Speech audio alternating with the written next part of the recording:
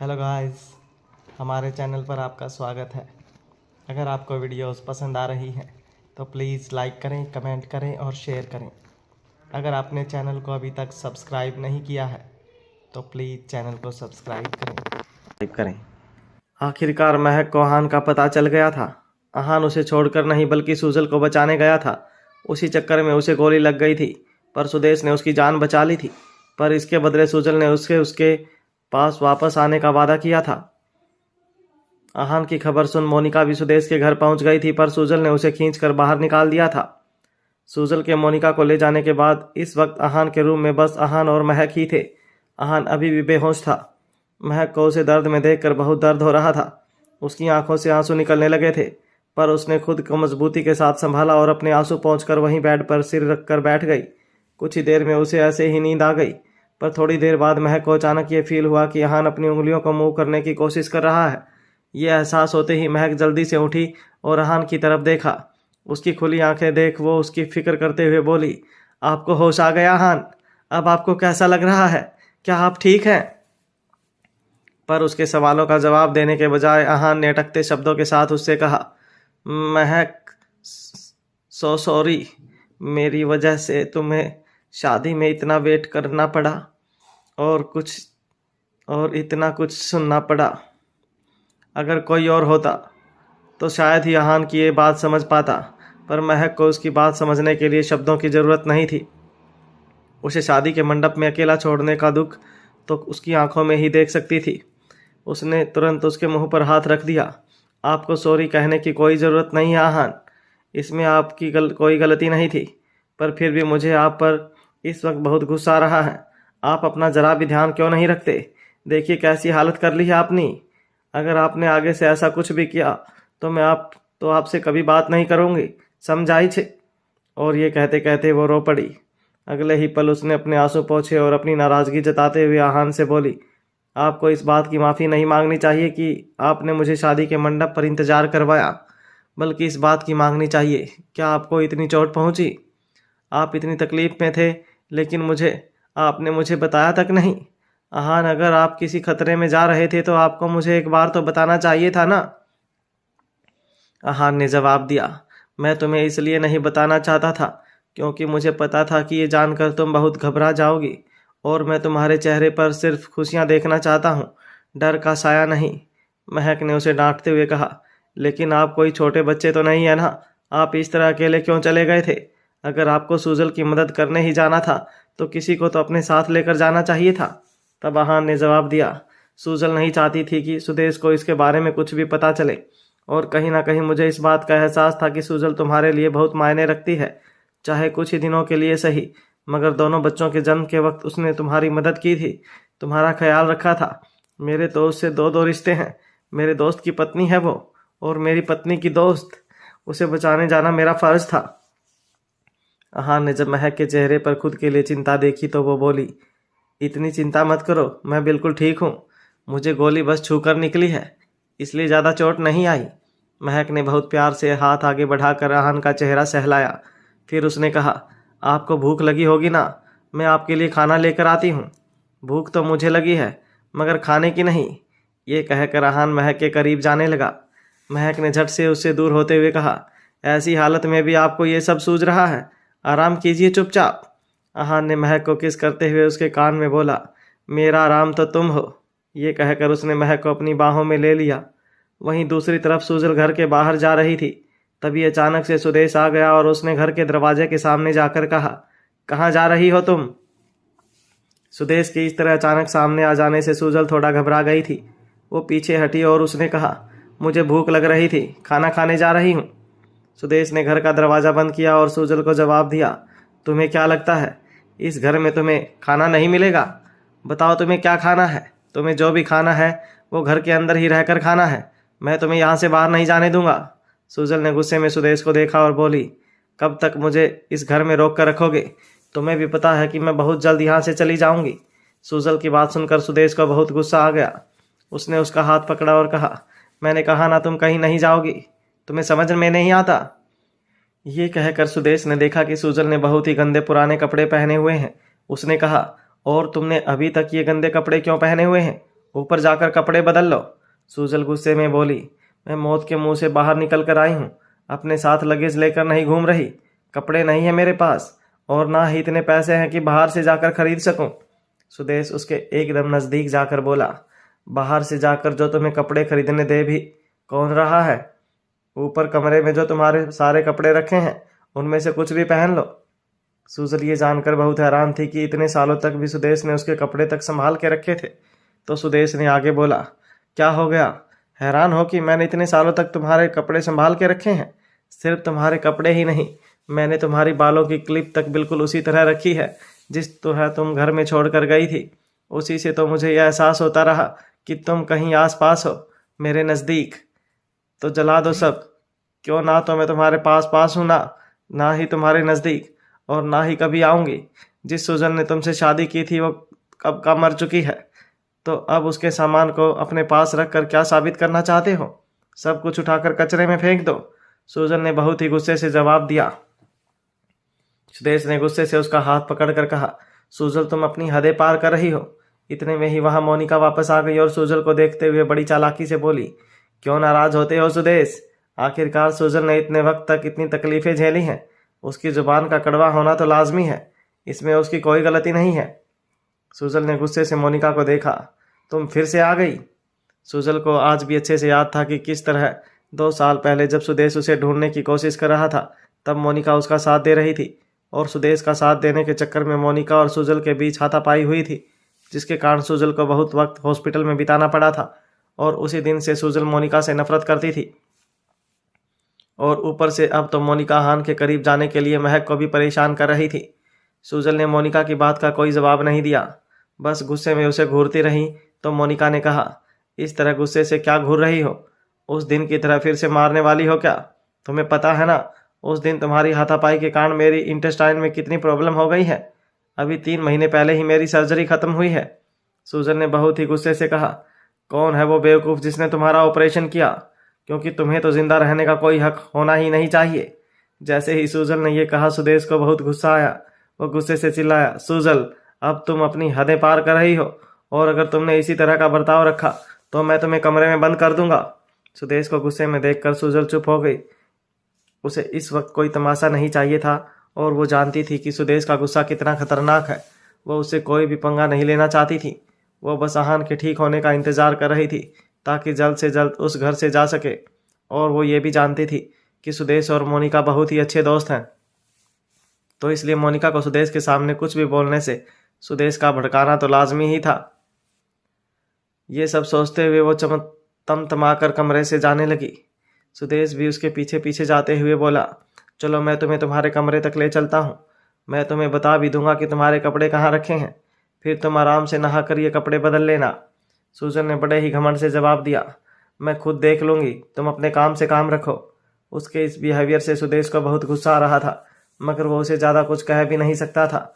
आखिरकार इतने वक्त बाद वो उसे वापस जो मिली थी, उसके नखरे झेलने तो बनता था। मौका देखते ही सुदेश भी सुजल के पीछे पीछे कमरे के अंदर चला गया। जब सुजल ने कमरे का दरवाज़ा खोला तो देखकर हैरान रह गई। वो कमरा बिल्कुल वैसे ही था जैसे सालों पहले सुजल का कमरा था। उसमें सारी पेंटिंग्स, कमरे की दीवारों का रंग, पर्दों का रंग, बेडशीट, सब कुछ वैसा का वैसा ही। सुदेश ने उसकी याद में वाकई में कमरे में कुछ नहीं बदला था। सुदेश ने जब सुजल को गौर से कमरे को देखते हुए देखा तो बड़े ही घमंड से कहा, देखा, मैंने तुम्हें कहा था ना, इस कमरे में कुछ भी नहीं बदला है, सब कुछ वैसा का वैसा ही है। सुजल ने पीछे मुड़कर सुदेश की ओर देखा और गौर से उसे देखती ही रही। उसे उसकी आंखों में खुद के लिए प्यार अभी भी नजर आ रहा था, मगर उसके मुताबिक सुदेश इतना स्वार्थी था कि वह खुद के अलावा और किसी से प्यार कर ही नहीं सकता था। और इसलिए सुजल ने यह फैसला लिया था कि वह दोबारा सुदेश के पास लौट कर नहीं आएगी। तभी सुदेश ने उससे पूछा, जब तुम्हें 7 साल पहले ही पता चल चुका था कि मयूरी जिंदा है, तो तुम घर वापस लौट कर क्यों नहीं आई? आखिर तुम मुझसे इतनी नफरत क्यों करती हो? मैंने क्या किया है? मैंने तो हमेशा बप्पा जी के साथ वफादारी ही दिखाई, लेकिन नरेंद्र त्रिपाठी के खिलाफ खड़े रहकर मैं तुम्हारी और बाकी सबकी जिंदगी मुश्किल में नहीं डाल सकता था। तुम्हें पता है ना संकेत और माही का क्या हाल किया उसने? पर तुमने कभी मेरी बात क्यों नहीं समझी? सुजल ने गुस्से से उसे जवाब दिया, ये बात जानते हुए भी कि मयूरी मेरे लिए क्या मायने रखती है। मैंने सुना तुमने फिर से उसे परेशान करने की कोशिश की। तुम्हें शर्म नहीं आई उसे धमकाते हुए? सुदेश ने फिर गुस्से से जवाब दिया, मुझे शर्म आनी चाहिए। मेरी पत्नी बिना मेरी गलती के मुझे छोड़कर चली गई, 7 साल तक वापस नहीं लौटी, और शर्म मुझे आनी चाहिए। मुसीबत में पड़ते वक्त तुमने आहान को मदद के लिए बुलाना ध्यान रखा, लेकिन मुझे नहीं। शर्म तो मुझे इस बात से आ रही है कि तुम मेरे बारे में इतना बुरा सोचती हो। जहाँ सुजल और सुदेश बहसबाजी कर रहे थे, वहीं दूसरी तरफ महक शर्माती हुई कमरे से बाहर निकली और उसे मोनिका ने देख लिया। मोनिका समझ गई कि जरूर आहान और महक के बीच के नज़दीकियाँ एक बार फिर से बढ़ रही हैं। उसे ये सब बिल्कुल अच्छा नहीं लग रहा था। आखिर सब लोग उसे इतनी नफरत क्यों करते थे? अगर उसके पास सुदेश और आहान का सहारा नहीं हो तो वो कहाँ जाएगी? एक तरफ सुजल के वापस आने से सुदेश भी व्यस्त हो चुका था, और दूसरी तरफ आहान और महक की बढ़ती नज़दीकियों से मोनिका को बहुत ही जलन हो रही थी। उसे डर लग रहा था कि अगर अपनी पत्नियों के कारण सुदेश और आहान ने उसका ध्यान रखना बंद कर दिया तो वो कहाँ जाएगी, क्योंकि उसके घर वालों ने तो उसे दुत्कार ही दिया था। वो तो उसका इलाज तक नहीं करवाना चाहते थे। ये सोचते हुए मोनिका ने सोचा कि उसे कुछ भी करके महक को आहान से दूर करना ही होगा। वो धीरे धीरे चल के महक के पास गई और बोली, तुम इतनी खुश क्यों हो रही हो? तुम्हें क्या लगता है कि आहान सुजल को बचाने के लिए शादी छोड़कर गया था? नहीं महक, ये तुम्हारी गलत फहमी है। आहान तो पहले ही शादी से भाग रहा था, क्योंकि वो तुम्हारे साथ शादी करना ही नहीं चाहता। सुजल से मिलना तो एक इत्तेफाक था, और वो उसे मुसीबत में देख नहीं पाया। लेकिन तुम्हें इतना ज़्यादा खुश होने की ज़रूरत नहीं है, क्योंकि आहान तुम्हारे साथ में अपने रिश्ते को कभी नाम नहीं देगा। महक गुस्से में मोनिका की बातें सुन रही थी और उसे घूर रही थी। तभी मोनिका ने उसका हाथ पकड़कर कहा, सही तो कह रही हूँ मैं, वरना तुम ही बताओ। ये जानते हुए भी कि सुजल तुम्हारी दोस्त है, सुदेश की पत्नी है। आहान जब उसकी मदद करने जा रहा था तो उसने घर में किसी को बताया क्यों नहीं? वो सबको बिना बताए क्यों चला गया?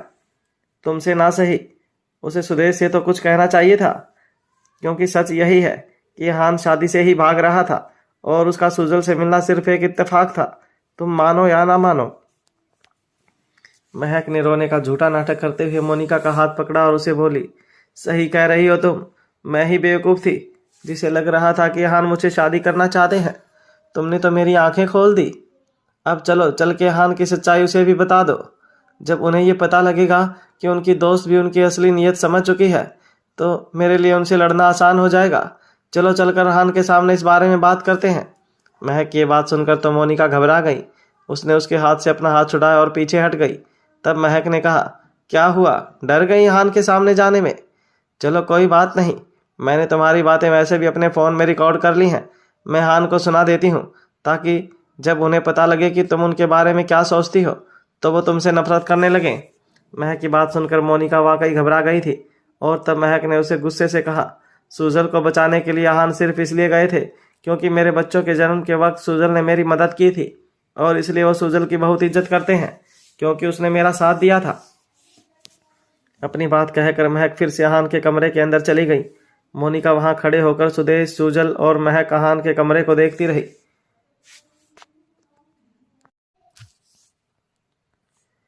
महक ने अंदर जाकर देखा तो आहान सो चुका था। उसने उस वक्त उसे नींद से जगाना ठीक नहीं समझा, इसलिए वो भी चुपचाप जाकर सो गई। वहीं पूरी रात मोनिका को नींद नहीं आ पाई। उसे यही डर था कि कहीं आहान को महक वो रिकॉर्डिंग ना सुना दे। अगर ऐसा हुआ तो वो बहुत भड़क जाएगा। अगले दिन सुबह आहान जब नींद से जागा तो महक उसके करीब थी।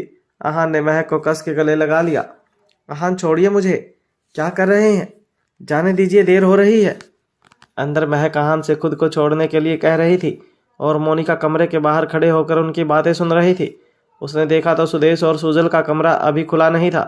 ये सोचते हुए मोनिका बहुत जेलस हो गई, और उसने सोचा कि आहान महक को साथ में वक्त ना बिताने देने का यही सही मौका है। इसलिए उसने गिरने का नाटक किया। कोई बचाओ मुझे, बहुत दर्द हो रहा है, ये कहकर मोनिका जोर जोर से चीखने लगी। जब सुदेश ने मोनिका के चीखने की आवाज़ सुनी तो वो कमरे के बाहर भागा। वहीं दूसरी तरफ आहान अपनी खराब सेहत के कारण बिस्तर से उठ नहीं पाया, मगर उसने महक से कहा, महक लगता है मोनिका को चोट लगी है। उसकी तबीयत भी अभी तक पूरी तरह ठीक नहीं हुई है। मैं जानता हूँ तुम उसे पसंद नहीं करती, लेकिन प्लीज़ मेरे लिए क्या एक बार ज़रा देखोगी कि वो ठीक है या नहीं? आहान की बात सुनकर महक ने गुस्से से उसे देखा। वहीं मोनिका ज़ोर ज़ोर से चीख रही थी। सुदेश भागता हुआ उसके पास गया।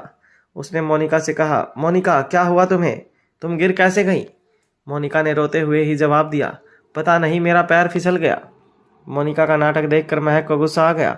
उसने कहा, पैर तो तुम्हारा दूसरों के पतियों को देखकर फिसलता है, नाटकबाज कहीं की। तुम क्यों रह रही हो इस घर में? तुम्हें पता नहीं है सुदेश शादीशुदा है? पहले अहान, अब सुदेश, कैसी लड़की हो तुम? महक, अब तुम अपनी हदें पार कर रही हो, सुदेश गुस्से में चिल्लाया। महक ने उसका मजाक उड़ाते हुए कहा, सुदेश तुम इतने बेवकूफ़ कैसे हो सकते हो? तुम्हें दिख नहीं रहा कि ये मोनिका क्या कर रही है? और फिर अब तो सुजल भी घर लौट आई है, तो तुम इस मोनिका को घर में क्यों रखना चाहते हो? क्या यही था तुम्हारे मन में सुजल के लिए प्यार? सुदेश महक को चेतावनी देते हुए बोला, महक फालतू की बकवास मत करो, मोनिका यहाँ से कहीं नहीं जाएगी, और अगर तुम्हें इतनी परेशानी है तो तुम यहाँ से जा सकती हो। महक गुस्से में सुदेश को देख रही थी, आखिर उसके लिए मोनिका इतनी सही क्यों हो गई थी। तभी नौकर ने आकर कहा, साहब वो ब्रेकफास्ट लगा दिया है। महक ने नजरें तरेर कर नौकर को देखा और बोली, हमारा ब्रेकफास्ट हमारे कमरे में ही ले आओ, तुम्हारे साहब को पसंद नहीं आएगा अगर हम लोग यहाँ ब्रेकफास्ट करेंगे तो। ये कहकर महक ने सुदेश से गुस्से में कहा, अहान की तबीयत ठीक होते ही हम लोग यहाँ से चले जाएंगे, वैसे भी हम यहाँ अपनी मर्जी से नहीं मजबूरी से रह रहे हैं। सुदेश ने मन ही मन कहा, मजबूरी तो मेरी भी है मोनिका को यहाँ रखने की। अहान के लिए मुझे मोनिका और उसकी हरकतों को झेलना ही पड़ेगा। अपनी बात कहकर महक तमतमाती हुई कमरे में जा चुकी थी। महक को इतना गुस्से में देखकर अहान ने पूछा, क्या हुआ तुम्हें? तुम इतना भड़क क्यों रही हो? और मोनिका वो कैसी है? इतना चिल्ला क्यों रही थी? महक ने गुस्से से जवाब दिया, उसे तो आदत ही है चीखने चिल्लाने की। जब तक उसे अपने आसपास मौजूद सारे मर्दों का टेंशन नहीं मिल जाता वो इसी तरह चिल्लाती रहेगी। खैर, मैंने नौकर से कह दिया है, वो ब्रेकफास्ट कमरे में लेकर आ रहे हैं, और अगर आपको ठीक लग रहा है तो आप मुझे बता दीजिए, मैं ड्राइवर को बुलवाकर राजदा हाउस जाने का इंतजाम करती हूँ। अब मेरा यहाँ रुकने का मन नहीं है। अहान समझ चुका था कि महक की मोनिका को लेकर सुदेश से लड़ाई हुई है। उसने चुपचाप अपना नाश्ता खत्म किया और महक से कहा, अगर तुम घर जाना चाहती हो तो मैं चलने के लिए तैयार हूँ। महक ने हाँ कहा और वो दोनों घर जाने के लिए निकलने लगे। जब वो लोग सीढ़ियों से नीचे उतरे तो सुदेश ने हैरानी से उन दोनों की तरफ देखा और अहान से कहा, तुम लोग घर कैसे जा रहे हो? अहान, तुम्हारी तबीयत पूरी तरह से ठीक नहीं है, तुम्हें यहीं रुक कर आराम करना चाहिए। तब महक ने सुदेश को ताना मारा, तुम्हारे घर में पहले ही काफ़ी लोग रह रहे हैं जिन्हें तुम्हारे सहारे की बहुत ज़रूरत है। हम यहाँ रहकर तुम्हारा और बोझ नहीं बढ़ाना चाहते, इसलिए यहाँ से जा रहे हैं। महक को इतने गुस्से में देखकर सुदेश ने अहान की तरफ देखा तो अहान ने आंखों से ऐसे इशारा किया जैसे उसे कुछ पता ही ना हो, और उसे तसल्ली दी कि वो ठीक है और घर जा सकता है।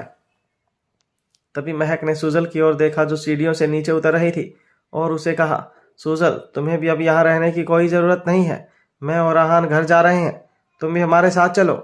सुजल ने हाँ में सिर हिलाया और फिर अहान और महक के पास आकर खड़ी हो गई। ये देखकर सुदेश बहुत भड़क गया। उसने गुस्से से महक से कहा, तुम्हें जहाँ जाना है तुम जाओ, सुजल कहीं नहीं जाएगी। महक ने सुजल का हाथ पकड़ा और बोली, सुजल हमारे साथ रायजादा हाउस जा रही है और तुम उसे रोकने वाले कोई नहीं होते। तुम यहाँ रहकर मोनिका का ध्यान रखो, वैसे भी वो बेचारी अकेली है, लाचार है, बीमार है, उसे तुम्हारी ज़्यादा ज़रूरत है। सुजल के लिए मैं हूँ। सुदेश ने गुस्से में सुजल का दूसरा हाथ पकड़ लिया और उसे अपनी तरफ खींचने की कोशिश करते हुए बोला, मैंने कह दिया ना, सुजल कहीं नहीं जाएगी। महक, तुम अब अपनी हदें पार कर रही हो। तुम्हें और अहान को जहाँ जाना है तुम लोग जा सकते हो, लेकिन खबरदार जो अगर तुमने मेरी पत्नी को इस घर से ले जाने की बात कही तो। तब सुजल ने गुस्से में सुदेश के हाथ से अपना हाथ छुड़ाया और बोली, 7 साल से हम लोग अलग रह रहे हैं। 7 साल तक अगर कोई पति पत्नी एक दूसरे से अलग रहते हैं तो वो शादीशुदा नहीं रहते। मैं अब तुम्हारी पत्नी नहीं हूँ और मेरा जहाँ मन करेगा मैं वहाँ जा सकती हूँ। तब सुदेश ने गुस्से में सुजल पर चिल्लाया, मेरे सामने ज़्यादा होशियारी करने की ज़रूरत नहीं है। मैंने तुमसे कह दिया ना कि तुम इस घर से नहीं जाओगी, तो मतलब तुम इस घर से नहीं जाओगी, और मैं भी देखता हूँ कि कौन तुम्हें ज़बरदस्ती यहाँ से लेकर जाता है। ये कहता हुआ सुदेश महक की तरफ बढ़ा और उसने उसका हाथ पकड़ के सुजल को छुड़ाने की कोशिश की। जब अहान ने सुदेश को गुस्से में महक का हाथ पकड़े हुए देखा तो बोला, सुदेश, ये क्या कर रहे हो तुम? महक का हाथ छोड़ो। ये कहकर अहान ने सुदेश को महक से दूर कर दिया और बोला, अगर महक चाहती है कि सुजल इस घर में नहीं रहे तो महक का साथ दूंगा मैं, और वैसे भी सुजल खुद भी इस घर में नहीं रहना चाहती। सुदेश, तुम्हें उससे इतनी जोर जबरदस्ती करने की ज़रूरत नहीं है। जब आहान ने महक और सुजल का साथ दिया तो सुदेश का तो मानो दिल ही टूट गया। उसने उसे गुस्से से देखा। आखिर वो उसका दोस्त था, वो उसके खिलाफ कैसे बोल रहा था। तब आहान ने आगे बोला, देखो सुदेश, अगर सुजल यहाँ नहीं रहना चाहती तो तुम उसके साथ जबरदस्ती नहीं कर सकते। सुदेश ने गुस्से में आहान को जवाब दिया, और तुम कौन होते हो मुझे रोकने वाले? मैंने कह दिया कि सुजल यहीं रहेगी, तो मतलब सुजल यहीं रहेगी, सुजल कहीं नहीं जाएगी। आहान ने महक और सुजल का हाथ पकड़ा और बोला, हम लोग यहाँ से जा रहे हैं, तुम अपना गुस्सा ठंडा कर लो, फिर आराम से बात करेंगे। तुम अपनी दोस्त के ऊपर इन औरतों का साथ दे रहे हो आहान, मुझे तुमसे ये उम्मीद नहीं थी। सुदेश आहान के सामने आ गया। आहान ने जवाब दिया, ये औरतें कोई मामूली औरतें नहीं हैं। महक मेरी पत्नी है, और सुजल वो लड़की है जिसने महक का साथ तब दिया था जब मेरे या मेरे परिवार में से कोई उसके साथ नहीं था, जब वो पूरी तरह से अकेली थी। मैं इस जिंदगी में सुजल का बहुत एहसानमंद रहूंगा, और इसलिए उसे जब भी मेरी मदद की ज़रूरत पड़ेगी तब मैं उसके साथ खड़ा मिलूंगा, एक भाई की तरह। उस दिन सुजल को उन गुंडों से बचाने की ज़रूरत थी, और आज उसे तुमसे बचाने की ज़रूरत है। तो क्या तुम मेरे खिलाफ खड़े हो जाओगे आहान? सुदेश के इस सवाल पर आहान ने गुस्से से जवाब दिया, अगर तुम सुजल के खिलाफ खड़े होगे तो फिर हाँ, मुझे हमेशा अपने खिलाफ ही खड़ा पाओगे। तो ठीक है, अगर झगड़ा ही करना है तो पूरी तरह से करते हैं ना। सुदेश ने गुस्से से कहा और आहान को जोर से धक्का दे दिया। आहान का शरीर इस वक्त बहुत कमजोर था, चोट आने की वजह से उसमें बिल्कुल ताकत नहीं थी। सुदेश के धक्के की वजह से वो थोड़ा दूर हुआ और लड़खड़ा गया। सुदेश की हरकत से महक और सुजल दोनों भड़क गए। महक ने गुस्से से कहा, सुदेश, तुम्हारा दिमाग खराब हो गया है क्या? आहान को चोट लगी हुई है, ये क्या कर रहे हो तुम बीच में मत आओ महक। सुदेश ने यह कहा और सुजल का हाथ पकड़कर उसे जबरदस्ती अंदर ले जाने लगा। सुजल ने अपना हाथ छुड़ाने के लिए कहा, सुदेश छोड़ो मुझे, ये क्या कर रहे हो तुम? ये सब करके तुम मुझे अपने साथ नहीं रख सकते। मैं यहाँ से जाना चाहती हूँ, तुम मेरे साथ जबरदस्ती नहीं कर सकते। आहान गुस्से में सुदेश की तरफ बढ़ा और उसने उसे धक्का देकर सुजल से दूर कर दिया। महक ने सुजल को संभाला। तभी सुदेश गुस्से में पीछे मुड़ा और उसने आहान के चेहरे पर मुक्का मार दिया। सुदेश, दिमाग खराब है क्या तुम्हारा? महक जोर से चिल्लाई। जब उसने देखा कि सुदेश और आहान के बीच में फिर से हाथापाई हो सकती है तो वो दोनों के बीच जाकर खड़ी हो गई। उसने आहान को गिरने से बचाया और बोली, आहान संभालिए खुद को, ये सुदेश पागल हो गया है। ये कहकर महक ने सुदेश से कहा, आहान से पहले तुम्हें मुझसे झगड़ा करना होगा। सुदेश गुस्से में चिल्लाया, मयूरी। तभी उसकी नज़र सुजल पर पड़ी, जो बहुत ही नफरत भरी नज़रों से उसे देख रही थी। सुजल ने गुस्से में आगे बढ़कर सुदेश को जोर से थप्पड़ मार दिया। आखिर वो गुस्से में महक का असली नाम कैसे ले सकता था? क्या वो गुस्से में अपनी सारी हदें पार कर देगा और महक की सच्चाई सबको बता देगा? क्या यही थी सुदेश की दोस्ती? वहीं सुदेश भी समझ चुका था कि इस वक्त उससे बहुत बड़ी गलती हो गई है और अब उसे इस मामले को यहीं खत्म कर देना चाहिए। सुजल उसे कभी माफ नहीं करेगी, इसलिए वो महक से पीछे हट गया। आहान देख रहा था कि उसकी नाजुक सी महक किस तरह उसे झगड़े से बचाने के लिए एक शेरनी की तरह उसके और सुदेश के बीच में आकर खड़ी हो गई है। सुजल ने रोते रोते सुदेश को बोला, मैं अब कभी तुम्हारे साथ नहीं आऊंगी सुदेश, मैं अब कभी इस घर में वापस नहीं आऊंगी, मेरे और तुम्हारे बीच में कोई रिश्ता नहीं है। ये कहते वक्त सुजल पूरी तरह से टूट चुकी थी। उसे याद आ रहा था कि उस वक्त बप्पा जी के जाने के बाद नरेंद्र त्रिपाठी ने संकेत और माही को कितना परेशान किया। उसने उनका पूरा बिजनेस चौपट कर दिया, उन्हें सड़क पर ले आया, मगर सुदेश ने नरेंद्र के खिलाफ एक आवाज़ नहीं उठाई, ना ही उसने मयूरी को ढूंढने की कोशिश की। इसी सबसे नाराज होकर तो सुजल उसे छोड़कर चली गई थी।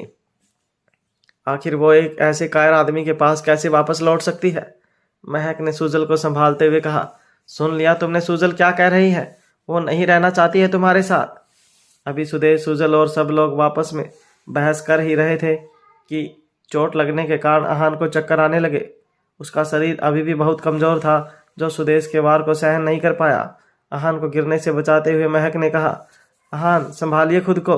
सुदेश ने आहान को गिरने से पकड़ा तो महक ने गुस्से से उसे दूर कर दिया। दूर रहो तुम, कोई ज़रूरत नहीं है तुम्हें इनके करीब आने की।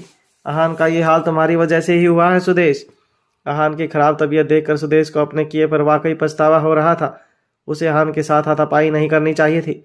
उसे इस बात का ध्यान रखना चाहिए था कि आहान अभी पूरी तरह से ठीक नहीं हुआ है। उसने हाथ जोड़कर महक से कहा, प्लीज़ आहान को ऊपर कमरे में ले चलो, उसकी तबीयत ठीक नहीं है, प्लीज़। तब सुजल ने भी महक से कहा, महक, इस वक्त जिद मत करो, हमारे लिए आहान की तबीयत ज़्यादा मायने रखती है।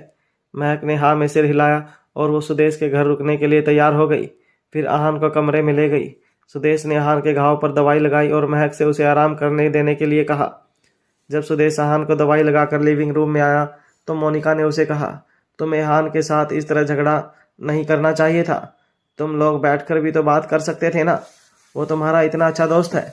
सुदेश ने निराशा में अपना सिर हिलाया। वहीं दूसरी तरफ थोड़ी ही देर में आहान को जब होश आया तो उसने देखा कि वो सुदेश के ही घर में है। इस वक्त कमरे में सिर्फ सुजल थी, क्योंकि वह उसका ध्यान रख रही थी और महक किसी काम से नीचे हॉल में गई थी। आहान ने सुजल को देखा तो उससे पूछा, सुजल, सुदेश तुमसे इतना प्यार करता है तो तुम फिर उससे इतनी नफरत क्यों करती हो? तुम उसके साथ अपने रिश्ते को एक और मौका क्यों नहीं देती? आखिर क्या कारण है तुम्हारे और सुदेश के बीच के झगड़े का? सुजल ने आहान की बात का कोई जवाब नहीं दिया तो आहान ने आगे पूछा, और मयूरी कौन है? आज सुदेश ने गुस्से में महक को मयूरी क्यों कहा? आहान के मुंह से मयूरी का नाम सुनकर सुजल बहुत डर गई। उसे समझ नहीं आ रहा था कि वो क्या बोलकर आहान को समझाए। इस वक्त उसे सुदेश पर बहुत गुस्सा आ रहा था। आखिर कुछ देर की चुप्पी के बाद सुजल ने हकलाते हुए कहना शुरू किया, आहान, वो दरअसल मैं मम्मी पापा आप कहाँ हो? हम आपको लेने आए हैं। इससे पहले कि सुजल कुछ जवाब दे पाती, बाहर से वियान और व्योम के आने का शोर सुनाई देने लगा।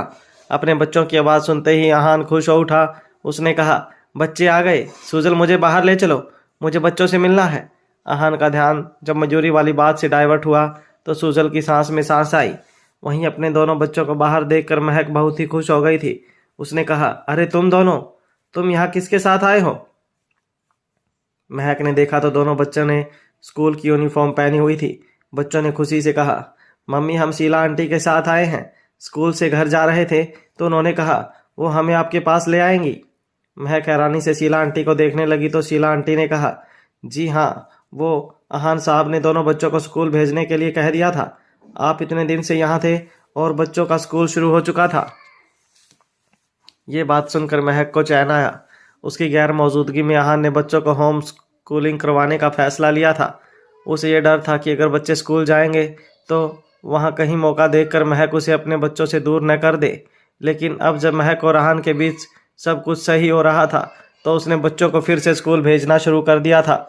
महक भी चाहती थी कि दोनों बच्चे स्कूल ही जाएं ताकि वो अपने दोस्तों के बीच में रहकर कैसे बिहेव करना है ये सीख सकें, वरना घर में रहकर तो बच्चे बहुत ही अजीब सा बिहेव करने लगे थे। जैसे ही व्योम ने मोनिका को वहां देखा उसने कहा, मोनिका आंटी, अब आप सुदेश अंकल के साथ रहने लग गई हैं। क्या आप उनकी गर्लफ्रेंड बन गई हैं? वियान ने भी अपने भाई के सुर में ताल लगाते हुए कहा, आंटी, अभी कुछ दिन पहले तक तो आप मेरे पापा की गर्लफ्रेंड बनकर हमारे घर में रह रही थी और अब यहाँ आप कितनी गंदी हैं। मौका देखते ही आप सुदेश अंकल के पास आ गई। इस पर व्योम ने जवाब दिया, ये आंटी ने तो पूरी कोशिश कर ली थी हमारी सौतेली मम्मी बनने की। वो तो अच्छा है कि पापा समझदार हैं, वरना आंटी के चुंगल में पड़ जाते। गंदी आंटी।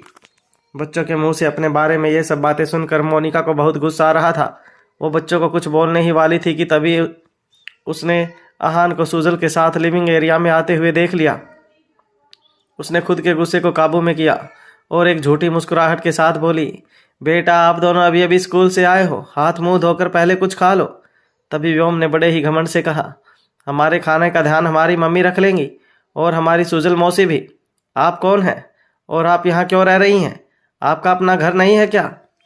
वियान और व्योम की बातों से मोनिका बहुत ही शर्मिंदा हो गई थी, मगर जैसे ही उन दोनों ने सुजल को देखा वो दोनों भागकर उसके पास गए और बोले, सुजल मौसी, सुजल मौसी। आहान ये देखकर हैरान था कि दोनों बच्चे सुजल को कैसे पहचानते हैं।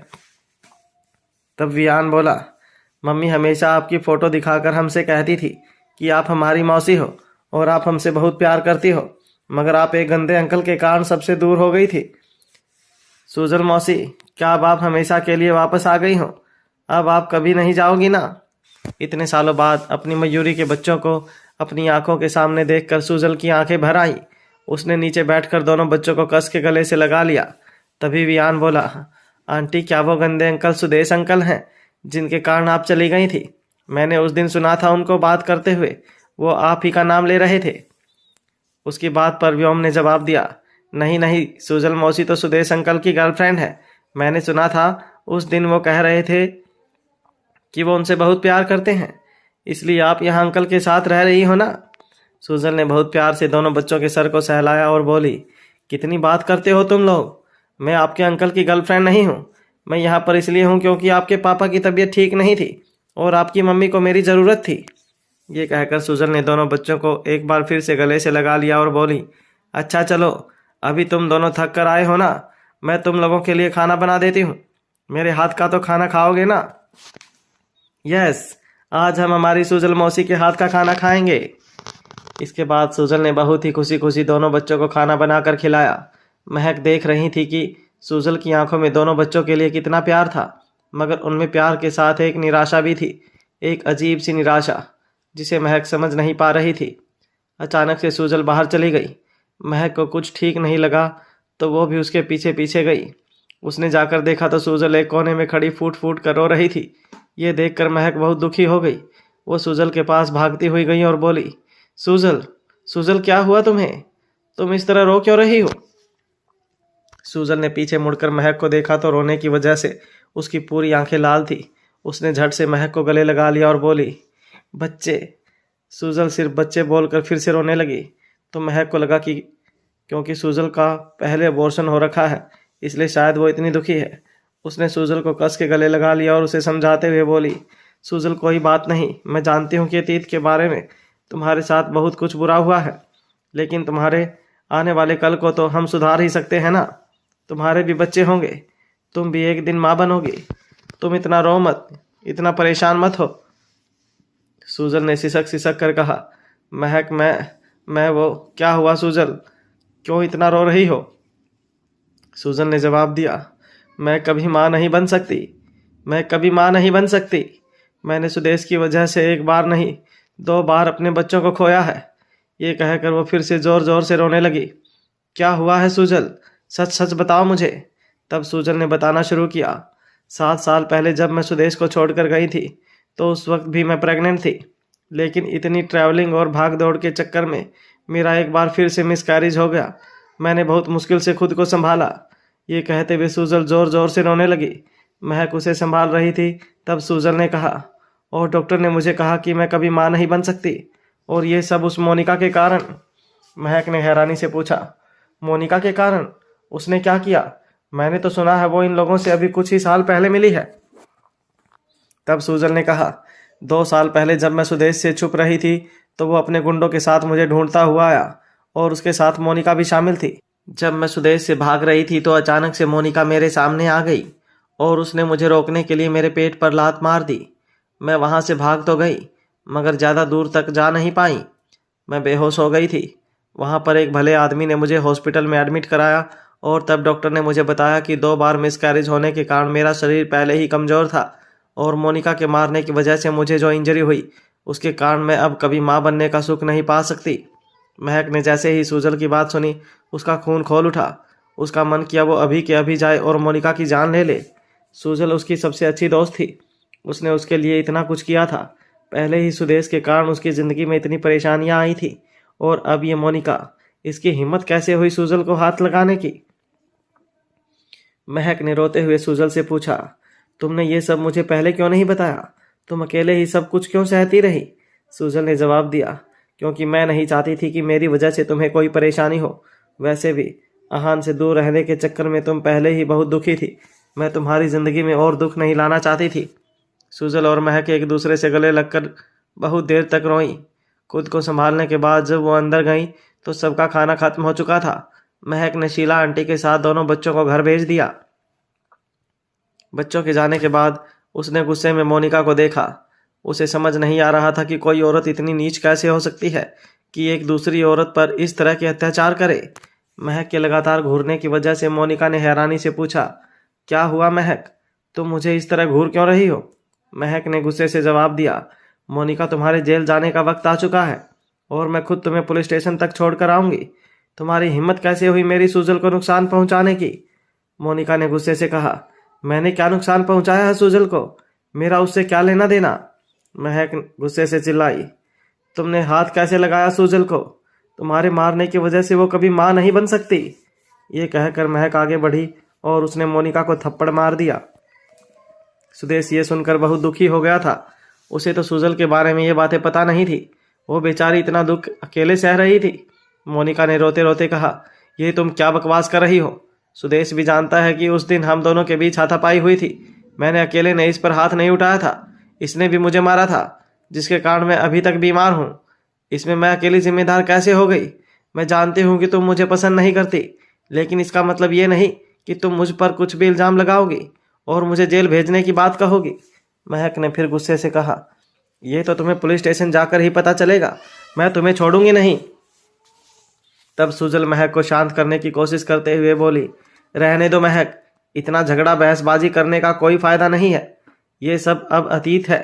अब इस बात को भुला दो, यहीं खत्म कर दो। मोनिका ने एक बार फिर से भड़क कर कहा, तुम्हारे पास क्या सबूत है कि मैंने सुजल को नुकसान पहुंचाया है?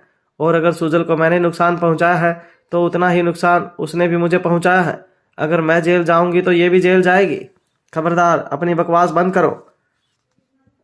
अगर मेरी सुजल के खिलाफ एक शब्द भी और कहा तो मैं तुम्हारा मुंह तोड़ दूंगी, समझी तुम? ये कहकर महक पुलिस को फोन करने लगी। फोन मिलाते हुए उसने गुस्से से सुदेश से कहा, कैसे इंसान हो तुम? सुजल से प्यार करने का दावा करते हो और एक ऐसे इंसान को अपना दोस्त बनाकर बैठे हो जिसने उसे इतना नुकसान पहुंचाया है। सुदेश, मुझे तो शर्म आती है तुम जैसे इंसान पर। तब मोनिका ने भी बहुत गुस्से से महक से कहा, पुलिस सबूत मांगती है, गवाह मांगती है। तुम बुला लो तुम्हें जिसको बुलाना है, क्योंकि मैं जानती हूं कि तुम मेरा कुछ नहीं बिगाड़ सकती। ये कहते हुए मोनिका ने सुदेश को देखा और रोते हुए बोली, सुदेश, तुम्हें तो मुझ पर यकीन है ना? तुम्हें पता है ना मैंने सुजल को कोई नुकसान नहीं पहुंचाया। उस हाथापाई में उल्टा मुझे ही ज़्यादा चोट आई थी। मैं तो वहां उसे सिर्फ समझाने गई थी कि उसे तुम्हारे पास वापस लौट जाना चाहिए। मुझे समझ नहीं आ रहा कि इस सब का इल्ज़ाम मुझ पर क्यों लग रहा है। सुदेश ने उस बात को नज़रअंदाज करते हुए कहा, ये जो कुछ भी हुआ ये सब अतीत की बात है। हम इसके बारे में आज बहस करके क्या हासिल कर लेंगे? मोनिका को जेल भेजने से सुजल माँ बनने के लायक तो नहीं बन जाएगी ना। तो फिर हम क्यों इस वक्त झगड़ा करके पुरानी बातों को निकाल रहे हैं? मुझे लगता है हमें इस बात को यहीं खत्म कर देना चाहिए। महक ने गुस्से से सुदेश को देखा और बोली, तुम इतने गिरे हुए इंसान हो, मैं कभी सोच भी नहीं सकती थी। ये कहने के बाद उसने अहान की ओर देखा और बोली, आप मानते हैं ना कि सुजल झूठ नहीं कह सकती? बोलिए ना अहान, आप क्या सोच रहे हैं? आपको क्या लगता है इस बारे में? अहान ने जवाब दिया, 2 साल पहले क्या हुआ था, किसने किसको क्या नुकसान पहुंचाया था, मुझे इस बारे में कुछ नहीं पता। और मैं तब तक यकीन नहीं करूंगा जब तक कोई सबूत के साथ आकर मुझसे बात नहीं करता। जब तक तुम्हारे पास सबूत नहीं है तब तक मोनिका पर कोई इल्ज़ाम लगाने की भी ज़रूरत नहीं है महक। अहान ने गुस्से से अपनी बात कही और वहां से चला गया। सुदेश और मोनिका ने भी इस वक्त वहां से जाना ही ठीक समझा। महक गुस्से से उन लोगों को वहां से जाते हुए देखती रही। उसने सुजल से कहा, आखिर क्या कारण है कि ये लोग हर बात में मोनिका का ही साथ देते हैं, कभी उसके खिलाफ कुछ नहीं कहते? वो लड़की चाहे कुछ भी कर ले। वैसे तो ये दोनों हमसे प्यार करने का दावा करते हैं, मगर जब मोनिका के खिलाफ खड़े रहकर हमारा साथ देने की बारी आती है तो ये दोनों पीछे हट जाते हैं। क्या कारण हो सकता है इसका? इस वक्त महक अहान से बहुत नाराज थी। उसने पूरा दिन अहान से बात नहीं की। रात को जब वो सोने के लिए कमरे में गई तो अहान उसका इंतजार कर रहा था। अहान ने उसे बात करने की कोशिश की, मगर महक कमरे में भी उसे नज़रअंदाज कर रही थी। उसे देखकर अहान बहुत भड़क गया। उसने महक को अपनी तरफ खींच लिया। तुम इतना एटीट्यूड क्या दिखा रही हो और मुझसे क्यों गुस्सा हो? मैंने क्या किया? आखिर तुम चाहती क्या हो मुझसे? महक ने बहुत ही निराशा से कहा, मैं क्या चाहती हूँ? क्या आप नहीं जानते मैं आपसे क्या चाहती हूँ? अहान ने जवाब दिया, अगर तुम चाहती हो कि बिना किसी सबूत के मैं मोनिका को जेल भिजवा दूँ तो ये नहीं हो पाएगा। महक, तुम्हें सोच समझ कर बात कहनी चाहिए। महक ने बहुत निराशा से कहा, अहान, आप चाहते क्या हैं? और आप मोनिका का इतना साथ क्यों देते हैं? कहीं आप मुझसे कुछ छुपा तो नहीं रहे? कहीं आपके और उसके बीच वाकई में कुछ चल तो नहीं रहा? अहान गुस्से में बोला, अपनी बकवास बंद करो महक।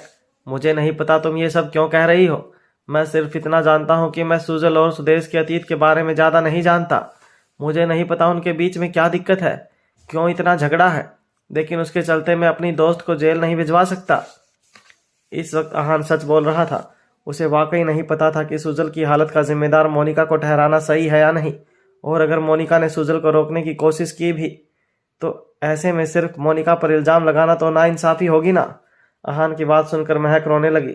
उसने जवाब दिया, आप कभी मुझे नहीं समझते। हमेशा मेरे और मोनिका के बीच से आप मोनिका को चुनते हैं, लेकिन मैं इस सच का पता लगा कर रहूँगी, और उसके लिए चाहे मुझे आर्यन की मदद ही क्यों ना लेनी पड़े। मैं जानती हूँ कि दुनिया में कोई भी मेरे खिलाफ खड़ा हो जाए, मगर आर्यन हमेशा मेरा साथ देगा। आर्यन का नाम सुनते ही अहान भड़क गया। उसने महक का हाथ खींचा और बोला, खबरदार, जो आर्यन का नाम लिया तो तुम मेरी पत्नी हो, और तुम्हारा साथ सिर्फ मैं दूंगा और कोई नहीं। ये कहकर अहान ने महक को अपनी तरफ खींच लिया। महक अभी भी अहान के कारण बहुत दुखी थी, मगर उसके करीब रहकर उसे एक तसल्ली मिलती थी। अगले दिन सुबह जब वो नींद से जागी तो उसने देखा कि वो अहान के बहुत ही करीब है। अहान ने उसे गले लगाते हुए कहा, मेरी तबीयत ठीक है, मुझे लगता है अब हमें घर वापस चलना चाहिए। मगर तभी महक ने घर वापस जाने वाली बात के लिए मना कर दिया। नहीं नहीं, अभी आपको और आराम की ज़रूरत है। अपनी बात कहकर महक उठी और तैयार होकर सुजल से मिलने चली गई। सुजल अभी भी बहुत दुखी थी, मगर महक के साथ बात करके उसे अच्छा लगता था। देखते ही देखते 2-3 दिन बीत गए, मगर महक थी जो सुदेश के घर से जाने का नाम ही नहीं ले रही थी। उस दिन अचानक से सुदेश ने अहान से कहा, अब तो मुझे तुम्हारी तबीयत ठीक लग रही है। अहान ने उसे जवाब दिया, हाँ मेरी तबीयत तो ठीक है, लेकिन मुझे समझ नहीं आ रहा कि महक घर जाने के लिए क्यों नहीं मान रही। मैं कब से उसे कह रहा हूँ, पर वो है कि सुजल को छोड़कर जाना ही नहीं चाहती, और ना ही सुजल को लेकर यहाँ से जाने के लिए तैयार है। बस कहती है कि मेरी तबीयत ठीक नहीं है, इसलिए हमें यहाँ और रुकना चाहिए। इस पर सुदेश ने भी अहान से कहा, तो कोई बात नहीं, रुक जाओ, ये भी तो तुम्हारा ही घर है। बस महक पर थोड़ी नज़र रखना। मुझे पक्का यकीन है कि वो बिना किसी मकसद के तो यहाँ नहीं रह रही। जरूर उसके दिमाग में कुछ चल रहा है। ये कहकर सुदेश बाहर गया तो उसे गार्डन में सुजल दिखी। उसने सुजल के पास जाकर कहा, तुम बहुत दिन से घर के बाहर नहीं गई हो, चलो हम कहीं घूम कर आते हैं। सुजल ने बहुत ही रूखेपन से जवाब दिया, मेरा मन नहीं है। इतने दिनों से तो सुदेश की हिम्मत ही नहीं हुई थी सुजल से कुछ बात करने की। बहुत मुश्किलों से आज वो हिम्मत जुटाकर उससे बात करने के लिए आया था, मगर सुजल थी कि उसे बात करने के लिए तैयार ही नहीं थी। सुदेश ने बहुत प्यार से उसका हाथ पकड़ा और बोला, सुजल, प्रेगनेंसी इतनी नामुमकिन नहीं है। नॉर्मल प्रेगनेंसी ना सही तो क्या हुआ, IVF है, सरोगेसी है, हम कुछ भी ट्राई करके बच्चा जरूर पैदा करेंगे। तुम हिम्मत मत हारो। सुजल ने उसे खुद से दूर किया और बोली, सोचना भी मत कि मैं कभी तुम्हारे साथ बच्चा पैदा करूंगी। मेरा तुमसे कोई रिश्ता नहीं है। सुदेश ने उससे कहा, अगर उसे दिन तुम्हें इतनी चोट लगी थी तो तुम अकेली क्यों गई वहाँ से? तुमने मुझसे मदद क्यों नहीं मांगी? अगर तुम रुक जाती तो मैं तुम्हारी मदद कर देता ना सुजल, तब शायद तुम्हारे शरीर को इतना नुकसान नहीं पहुँचता। तुम कभी खुद की गलती तो मानोगी नहीं, बस सिर्फ मुझ पर इल्ज़ाम लगाओगी। सुजल ने रोते हुए जवाब दिया, सही कहा तुमने, मेरी सबसे बड़ी गलती तो यही थी कि मैंने तुम पर भरोसा किया, तुमसे शादी की, और वैसे भी अब इन सब बातों का कोई मतलब नहीं है। अब सच्चाई सिर्फ यही है कि मैं कभी माँ नहीं बन सकती, और मैंने इस सच के साथ जीना सीख लिया है। सुदेश अब सीरियस होकर बोला, तो मैं भी सीख जाऊंगा। मुझे कोई फ़र्क नहीं पड़ता हमारे बच्चे हैं या नहीं, मुझे सिर्फ तुमसे फ़र्क पड़ता है। मैं सिर्फ तुम्हारा साथ चाहता हूँ, लेकिन प्लीज़ सुजल, मेरे साथ हॉस्पिटल चलो। हम ज़रूर इस मुसीबत का कोई ना कोई हल निकाल लेंगे। सुजल ने जवाब दिया, तुम्हारे साथ तो मैं कतई हॉस्पिटल नहीं जाऊंगी, और वैसे भी मुझे नहीं जानना कुछ भी, और ना ही मुझे तुम्हारे साथ कोई रिश्ता रखना है। प्लीज़ तुम चले जाओ यहाँ से। सुदेश ने फिर उसे समझाने की कोशिश की, सुजल, तुमने अपनी पूरी ज़िंदगी सिर्फ मयूरी बप्पा जी के बारे में सोचते हुए, उनकी भलाई करते हुए ख़राब कर दी है। कभी तो खुद के बारे में सोचो। हम इन सब से अलग रहकर अपनी एक नई दुनिया बसा सकते हैं, जिसमें सिर्फ हम दोनों एक दूसरे के साथ खुश रहें। लेकिन तुम हो कि इस सब से कभी बाहर ही नहीं निकलना चाहती। सुजल ने गुस्से से जवाब दिया, आ ही गए ना आखिर तुम अपनी असलियत पर। सुदेश, मुझे समझ नहीं आता तुम स्वार्थी होना कब बंद करोगे। मैं तुम्हारे जितनी स्वार्थी नहीं हो सकती, और मेरे लिए मेरी सबसे पहली प्रायोरिटी मयूरी थी, और मयूरी ही रहेगी। अभी सुजल ये सब बोल ही रही थी कि इतने में ही महक वहाँ आ गई। महक को वहाँ देखते ही सुदेश ने गुस्से में कहा, सुन लिया तुमने कि तुम इसकी सबसे पहली प्रायोरिटी हो। अब इसके प्रति अपना फर्ज अदा करो और इसे समझाओ कि ये मेरे साथ हॉस्पिटल चले। जैसे ही महक ने सुना कि सुदेश घर से निकलने की बात कर रहा है, उसकी आंखों में एक चमक सी आ गई। उसने सुजल से कहा, सुजल, सुदेश यह सही कह रहा है, तुम्हें उसके साथ हॉस्पिटल चले जाना चाहिए। तुम जाओ और जाकर देखो डॉक्टर क्या कहते हैं। सुदेश ने आज तक तो कभी अपनी जिम्मेदारी निभाई नहीं है, आज अगर निभाना चाह रहा है तो उसे एक मौका दे दो, जाओ उसके साथ। पर सुजल ने मना किया, मैं नहीं जाना चाहती, मुझे ज़बरदस्ती मत करो। सुजल, मैंने कहा ना जाओ। ये कहकर महक ने सुजल को ज़बरदस्ती सुदेश के साथ हॉस्पिटल भेज दिया। उन दोनों के वहां से जाते ही महक ने एक राहत की सांस ली और कहा, 3 दिन से इसी बात का तो इंतजार कर रही थी मैं कि कब ये सुदेश घर के बाहर निकलता है। ये कहने के बाद महक अंदर गई और उसने अपना लैपटॉप निकाला। उसने पिछले 3 दिनों में सुदेश के गार्ड से बात करके उन सब बॉडीगार्ड्स की लिस्ट निकाल ली थी जो 2 साल पहले सुदेश और मोनिका के साथ सुजल को ढूंढने के लिए गए थे, और वो इसी दिन का इंतजार कर रही थी कि जब सुदेश घर से बाहर जाए ताकि वो सारे बॉडीगार्ड्स को बुलवा कर उनसे बात कर सके और मोनिका के खिलाफ सबूत इकट्ठा कर पाए। सुदेश के वहां से जाते ही महक ने उसके सारे बॉडीगार्ड्स और सिक्योरिटी स्टाफ को बुलवाया। जब वो सारे एक जगह इकट्ठे हुए तो उसने कहा, आप सब लोग जानते हैं कि आपके बॉस सुदेश अपनी पत्नी सुजल से कितना प्यार करते हैं। उसकी ये बात सुन सब गार्ड्स ने हाँ में सिर हिला दिया। तब महक ने आगे कहा, लेकिन अफसोस कि उनके व्यवहार की वजह से उनकी पत्नी उनके पास वापस नहीं आ रही है, सिर्फ इसलिए क्योंकि वो एक गलत इंसान के साथ दोस्ती बनाए रखे हुए हैं। वो और कोई नहीं, मोनिका है। मोनिका ने सुजल को नुकसान पहुंचाने की कोशिश की थी, लेकिन इस बात का कोई सबूत नहीं है, तो सुदेश मोनिका से अपनी दोस्ती नहीं तोड़ रहा। तभी एक सिक्योरिटी गार्ड ने आगे कहा, लेकिन इसमें हम क्या कर सकते हैं, ये तो उनकी अपनी मर्जी है। महक ने उन लोगों को समझाया, अगर आप लोग चाहते हैं कि सुदेश की पत्नी उसके पास वापस आ जाए तो आप लोगों को मेरा साथ देना होगा मोनिका के खिलाफ सबूत इकट्ठा करने के लिए। मैं जानती हूँ कि जैसे ही सुदेश मोनिका की असलियत जान जाएगा वो उसे उसके किए की सज़ा ज़रूर देगा, और तब सुजल को पता चलेगा कि उसका पति उसे कितना प्यार करता है। क्या आप लोग इसमें मेरी मदद करेंगे? क्या आप लोग मुझे बताएंगे कि 2 साल पहले उस रात को क्या हुआ था? तभी एक गार्ड ने महक को बताना शुरू किया, 2 साल पहले जब हम सुदेश सर के साथ सुजल जी को ढूंढने जा रहे थे, तब वो हमेशा की तरह हमें चकमा देकर वहां से भाग रही थी, मगर तभी अचानक से मोनिका जी को पता लग गया कि वो कहाँ है, और वो गाड़ी लेकर अकेले ही सुजल जी को रोकने चली गई। तब मैं भी उनके पीछे पीछे गया और मैंने वहां जाकर देखा तो मोनिका जी ने सुजल जी को लात मार के ज़मीन से गिरा दिया। उस वक्त सुजल जी को बहुत चोट आई थी, मगर फिर भी उन्होंने अपनी पूरी हिम्मत जुटाई और बहुत मुश्किलों से वहां से भाग गई। उसके बाद हम लोग एक बार फिर से उन्हें नहीं पकड़ पाए, लेकिन मुझे अच्छे से याद है सुजल जी ने हाथ नहीं उठाया था। बॉडीगार्ड्स की बात सुनकर महक की आंखों में चमक सी आ गई। उसने कहा, क्या तुम मोनिका के खिलाफ गवाही दोगे? प्लीज़, क्या तुम सुदेश को ये सब सच्चाई बताओगे? ये सब जानना उसके लिए बहुत ज़रूरी है। गार्ड ने हाँ में सिर हिलाया और बोला, जी मैं करूँगा। अगर मेरे सच बोलने से सुदेश जी को उनका प्यार वापस मिल जाता है तो मैं कुछ भी करूँगा। हमने देखा है उनके इतने वक्त से अपने प्यार को पाने के लिए तड़पते हुए। ये सब कहकर महक बहुत खुश हो गई। उसने कहा, बस मोनिका, तुम्हारा खेल अब खत्म। शाम को जब सुदेश और सुजल हॉस्पिटल से वापस आए तो महक ने सबको हॉल में इकट्ठा किया और बोली, मेरे पास आप लोगों को दिखाने के लिए कुछ है।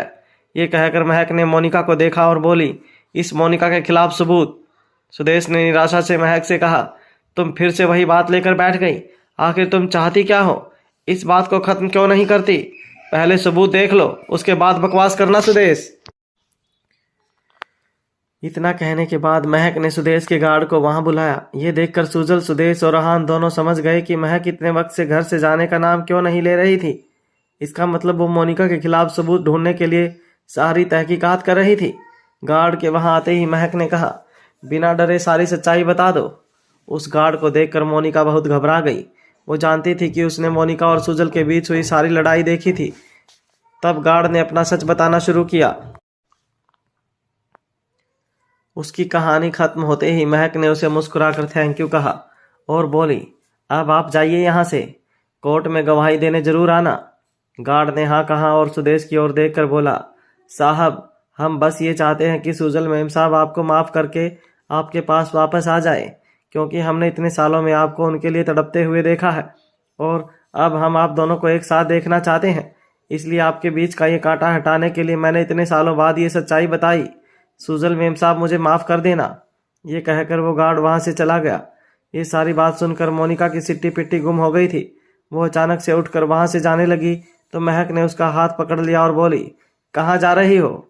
तुम्हारे लिए तो मैंने पुलिस बुलाई है। अब तुम यहाँ से सीधा पुलिस स्टेशन जाओगी और जैसा मैंने कहा था मैं खुद तुम्हें वहां तक ड्रॉप करने के लिए जाऊंगी, ठीक है ना? महक की बात सुनकर मोनिका बहुत डर गई थी। उसे लग रहा था कि अब तो सुदेश भी उसका साथ नहीं देगा, पर फिर भी उसने खुद को बचाने के लिए कहा, महक ये सब झूठ है। उसे गार्ड ने आधी ही लड़ाई देखी है। मैंने सुजल को जानबूझकर नुकसान नहीं पहुंचाया था।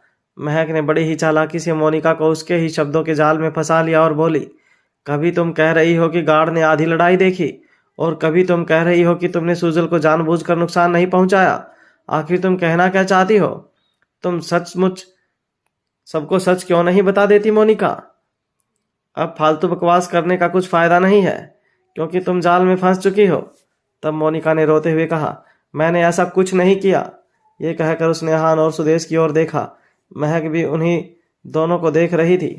वो देखना चाहती थी कि गार्ड की गवाही सुनकर वो दोनों कैसे रिएक्ट करते हैं। उसने रोते रोते अपनी बात रखते हुए कहा, मैंने ऐसा कुछ नहीं किया है। उस लड़ाई में सुजल ने भी मुझे नुकसान पहुंचाया था, तो सजा मुझे अकेले को क्यों मिले? अहान, सुदेश, तुम लोग कुछ बोल क्यों नहीं रहे हो? महक ने गुस्से से सुदेश को देखा और बोली, सुदेश, अगर अब भी तुमने अपनी सुजल की बजाय मोनिका का साथ दिया तो वाकई में तुम इस रिश्ते के लायक ही नहीं हो। उस दिन तुम लोग मुझसे सबूत मांग रहे थे ना, आज मैंने तुम्हारे सामने जीता जागता गवाह खड़ा कर दिया है। सोच रहे हो तो वाकई में तुम बहुत ही घटिया इंसान हो। वहीं दूसरी तरफ मोनिका सोफे पर बैठकर अपने झूठे आंसू बहाते हुए बोली, सुदेश, मुझ पर यकीन करो, मैंने ये सब नहीं किया। सुदेश ने मोनिका से कहा, तुमने कहा था कि सुजल और तुम्हारे बीच हाथापाई हुई थी, लेकिन गार्ड ने ऐसा कुछ क्यों नहीं बताया? तुम सुजल को मेरे लिए ढूंढने गई थी ना। तुम्हें किसने हक दिया सुजल पर हाथ उठाने का? इतने सालों तक तुम मुझसे झूठ बोलती आई। मोनिका ने अपनी सफाई पेश की। सुदेश, तुमने भी तो देखा था ना, मेरी भी तो तबीयत कितनी खराब हो गई थी। उसके बाद मैं अस्पताल में एडमिट भी तो हो गई थी। फिर तुम क्यों मेरी बात पर यकीन नहीं कर रहे? उस वक्त सुजल ने भी मुझ पर हाथ उठाया था। मैंने अकेले ने उस पर हमला नहीं किया था। सुदेश, मैं तो वाकई में उससे सिर्फ तुम्हारे लिए मनाने के लिए गई थी। इतने में ही घर के बाहर पुलिस आ गई। पुलिस की जीप की आवाज़ सुनकर मोनिका बहुत डर गई थी। महक ने सुदेश से कहा, सुदेश, क्या तुम अभी भी इसकी बकवास सुनना चाहोगे या फिर इसे पुलिस के हवाले करना चाहोगे? अभी गार्ड ने आकर सच्चाई बताई ना।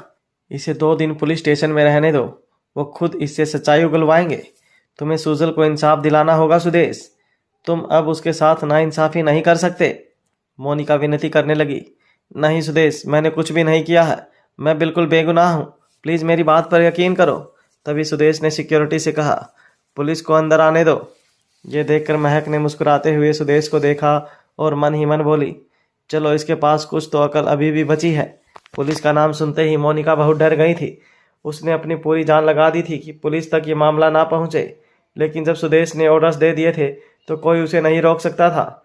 इंस्पेक्टर ने अंदर आकर बोला, मिस मोनिका, हमारे पास रिपोर्ट लिखवाई गई है कि 2 साल पहले आपने सुजल जी पर हमला किया था और वो एक जानलेवा हमला था। आपको इन्वेस्टिगेशन के लिए पुलिस स्टेशन चलना होगा। मोनिका ने रोते हुए सुदेश को देखा और बोली, सुदेश, मैंने ऐसा कुछ नहीं किया। मैंने सच में कुछ नहीं किया। प्लीज़ मुझे जेल मत भेजो। तुम मुझ पर इल्ज़ाम कैसे लगा सकते हो? क्या तुम्हें मुझ पर बिल्कुल यकीन नहीं है? आखिरकार सुदेश ने कहा, मोनिका, मैं भी चाहता हूं कि तुम बेगुनाह साबित हो, इसलिए तुम पुलिस स्टेशन जाओ ताकि इन्वेस्टिगेशन में तुम्हारे खिलाफ मिले सारे सबूत और गवाह झूठे साबित हो जाएं। यही तुम्हारे लिए अच्छा है। महक देख रही थी कि किस तरह सुदेश अभी भी इस बात पर यकीन करने के लिए तैयार नहीं है कि सुजल को नुकसान पहुंचाने वाली मोनिका थी। खैर, महक तो सिर्फ इतना चाहती थी कि मोनिका सलाखों के पीछे हो, क्योंकि वो इसी के लायक थी। जैसे ही पुलिस मोनिका को हथकड़ियां पहना रही थी, वो रोई जा रही थी। बिना किसी सबूत के आप मोनिका को गिरफ्तार नहीं कर सकते। तभी पूरे हॉल में अहान की कठोर आवाज़ गूंजी। अहान की आवाज़ सुनकर पुलिस वाले मोनिका से दूर हो गए। इंस्पेक्टर ने कहा, लेकिन मिस्टर अहान, हमारे पास इनके खिलाफ गवाह भी है, आप किस तरह? लेकिन ये कहते कहते जब इंस्पेक्टर ने अहान की तरफ देखा तो उसकी गुस्से भरी आंखें देखकर वो आगे कुछ नहीं कह पाया।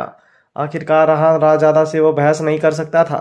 सब लोग अहान को घूर रहे थे कि आखिर वो चाहता क्या है। महक अब अहान की ये हरकतें और बर्दाश्त नहीं कर पाई।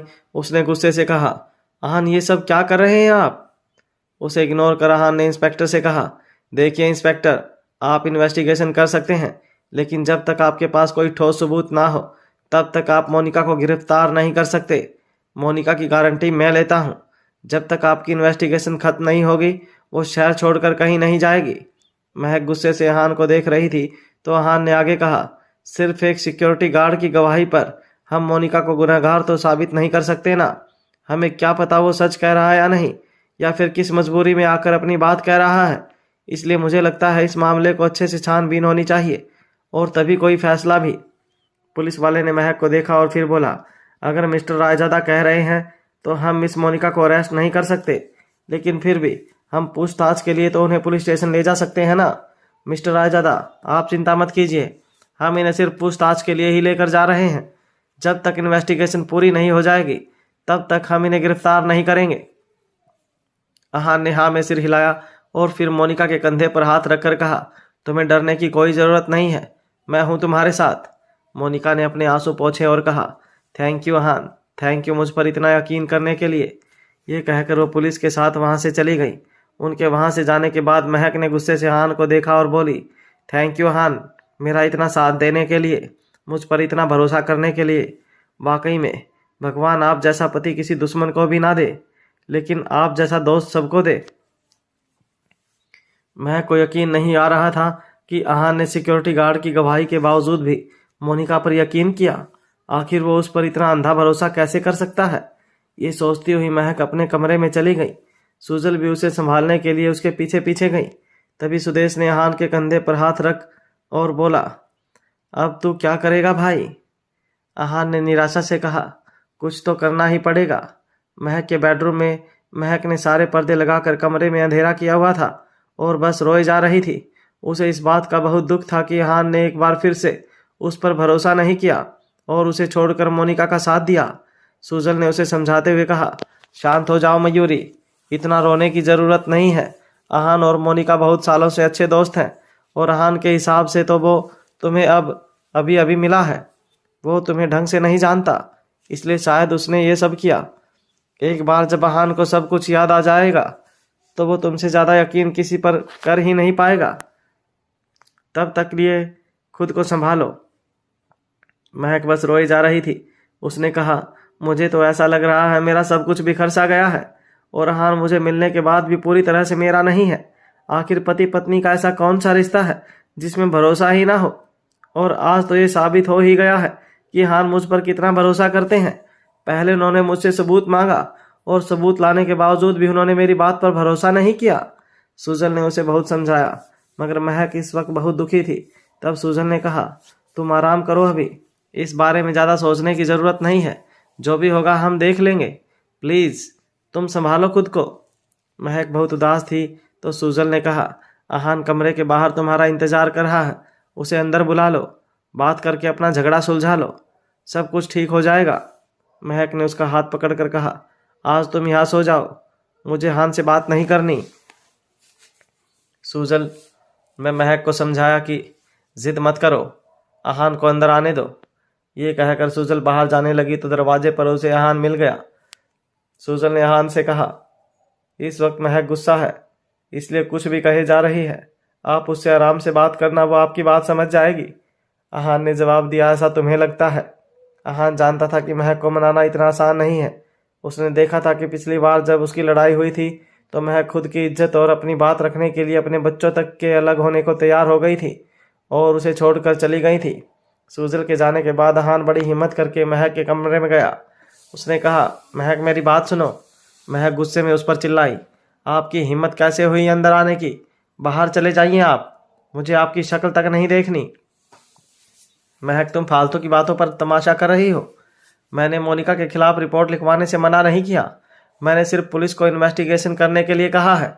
अगर उन्हें सबूत और गवाह मिल गए तो वो लोग मोनिका को गिरफ्तार कर सकते हैं। तुम्हें इसमें इतनी दिक्कत क्यों है? क्या तुम्हें लगता है कि मोनिका बेगुनाह है और उसके खिलाफ सबूत नहीं मिल पाएंगे? महक ने गुस्से से कहा, मैं आपको अच्छे से समझती हूँ कि आप क्या कहना चाह रहे हैं। मोनिका गुनाहगार होगी भी तो उसके खिलाफ सबूत मिलना नामुमकिन है। ये बात आप भी जानते हैं कि 2 साल बाद पुलिस को सबूत नहीं मिलेंगे जो मोनिका को गुनहगार साबित कर सके। लेकिन फिर भी मोनिका ने सुजल को नुकसान पहुंचाया है। सुजल उसकी वजह से कभी माँ नहीं बन सकती। आहान चिढ़कर बोला, अरे अगर सुजल माँ नहीं बन सकती तो ये सुदेश और सुजल की दिक्कत है, इसमें हम लोग क्या करें? और हम क्यों हमारा इतना दिमाग खराब कर रहे हैं? महक, दूसरों के पंगे में पड़कर तुम अपनी जिंदगी की शांति क्यों खराब कर रही हो? तुम्हें नहीं लगता तुम ये सुजल वाले मामले में कुछ ज्यादा ही घुस रही हो? आखिर सुजल तुम्हारी लगती क्या है? आहान के सवाल से महक बहुत गुस्सा हो गई थी। उसने कहा, सुजल क्या लगती है मेरी? सुजल ने मेरा तब साथ दिया था जब आप मेरे पास नहीं थे, दोनों बच्चों के जन्म के वक्त। आहान भी अब गुस्सा हो गया था। अरे दोनों बच्चों के जन्म के वक्त मैं तुम्हारे साथ नहीं था तो क्या हो गया? मेरी याददाश्त चली गई थी। मुझे तो पता भी नहीं है कि ऐसा कुछ हुआ भी था। मैंने कोई जानबूझकर अपनी मर्जी से अपनी जिम्मेदारियों से पल्ला नहीं झाड़ा था। सुजल ने तुम्हारी एक बार मदद की, मैं मानता हूँ, और मैं उसका एहसानमंद भी हूँ, लेकिन इसका मतलब ये तो नहीं कि उसकी जिंदगी की हर छोटी बड़ी परेशानी को अब हम ही सुलझाते रहेंगे। और जब सुजल खुद मोनिका पर कोई केस नहीं करना चाहती तो हम क्यों इतना उछल रहे हैं? आखिर तुम चाहती क्या हो? मैं क्या चाहती हूँ? महक ने गुस्से से कहा और हान के पास जाकर उसका हाथ पकड़कर और उसे दरवाजे के बाहर ले गई। फिर उसके मुंह पर दरवाजा बंद करते हुए बोली, मैं ये चाहती हूँ कि आप बाहर रहें और जबरदस्ती मेरे कमरे में ना घुसें। मैं आपकी शक्ल भी नहीं देखना चाहती। महक के दरवाजा बंद करने के बाद आहान दरवाजे के बाहर ही खड़ा रहा। इस वक्त उसने दरवाजा नॉक करना ठीक नहीं समझा, क्योंकि वो जानता था कि महक उससे पहले से ही बहुत नाराज है। ऐसे में अगर उसने उसकी मर्जी के खिलाफ कुछ किया तो वो और नाराज हो जाएगी। इसलिए वो कमरे के बाहर खड़े होकर ही महक का इंतजार कर रहा था। आहान को इस तरह कमरे के बाहर देखकर घर के सारे नौकर परेशान हो गए थे। एक नौकर ने आहान के पास आकर उससे कहा, सर आप गेस्ट रूम में जाकर आराम कर लीजिए, आपकी तबीयत भी ठीक नहीं है। आहान ने नौकर की बात नहीं मानी। तभी 2-3 नौकर आपस में बात करने लगे। उनमें से एक ने कहा, आखिर ये महक जी खुद को समझती क्या है? आहान साहब उनके लिए कमरे के बाहर इंतजार कर रहे हैं और वो है कि उन्हें दरवाज़ा नहीं खोल रही। अरे औरतों को इतना घमंडी नहीं होना चाहिए कि वो अपने पति के साथ ऐसा व्यवहार करें। इतने में ही दूसरे नौकर ने कहा, वाकई में, और महक जी मोनिका जी पर इल्ज़ाम कैसे लगा रही हैं? वो तो सुदेश साहब की इतनी अच्छी दोस्त हैं, वो क्यों सुजल जी को नुकसान पहुंचाएंगी? आहान ने किसी भी नौकर को उनकी बात का जवाब नहीं दिया, मगर जब भी कोई उसे दूसरे कमरे में सोने के लिए कह रहा था तो वो मना कर रहा था। वो नहीं चाहता था कि वो दूसरे कमरे में सोने जाए और महक को ये लगे कि उसे तो उसकी परवाह ही नहीं है। आहान रात भर महक के इंतजार में कमरे के बाहर ही खड़ा रहा। अगले दिन महक जब नींद से जागी तो उसके पास पुलिस स्टेशन से कॉल आया। इंस्पेक्टर ने कहा, मैडम, हमने मिस मोनिका से पूछताछ कर ली है, लेकिन उन्होंने अपनी गवाही नहीं बदली। हम सिर्फ एक गवाह के बिना पर उन्हें गिरफ्तार नहीं कर सकते, क्योंकि हमारे पास कोई सबूत नहीं है। महक को पुलिस वाले की बात समझ में आ रही थी। वाकई में सिर्फ एक सिक्योरिटी गार्ड की गवाही पर मोनिका को गुनहगार साबित करना मुश्किल था। अगर पुलिस मोनिका को पकड़ भी लेती तो भी कोर्ट में महक और सुजल कभी भी ये साबित नहीं कर पाते, और उस बात को अब 2 साल बीत चुके थे। महक जानती थी कि आहान ने जानबूझकर पुलिस को इस मामले की और इन्वेस्टिगेशन करने के लिए कहा, क्योंकि वो जानता था कि इसका नतीजा कुछ ऐसा ही निकलेगा। उसने बहुत चालाकी से मोनिका को इस मुसीबत से बचा लिया था। ये सोचते हुए जब महक ने दरवाज़ा खोला तो सामने आहान खड़ा था। उसे देखकर महक का पारा 7वें आसमान पर पहुंच चुका था। क्या मोनिका पर इस तरह अंधविश्वास करने की वजह से महक और आहान के बीच एक बार फिर से दूरियां आ जाएंगी?